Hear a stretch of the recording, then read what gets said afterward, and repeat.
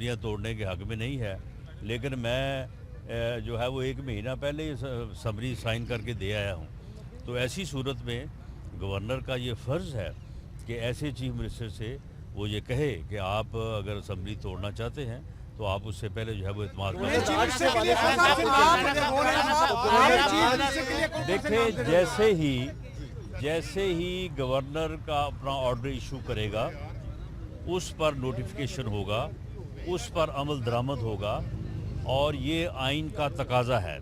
अगर आइनी तकाज़े को रजिस्ट किया जाएगा और उसके ऊपर अमल दरामद को रोका जाएगा, तो फिर गवर्नर जो है वो फेडरल गवर्नमेंट को लिख सकते हैं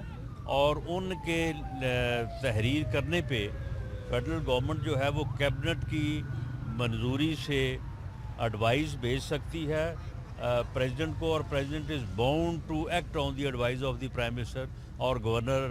रूल लग सकता है। या दूसरी सूरत में जो है वो पार्लियामेंट जो है वो रेजोल्यूशन कर सकती है, तो फिर फोर्थ विद जो है गवर्नर रूल 2 माह के लिए जो है वो आ जाएगा, और 2 माह के बाद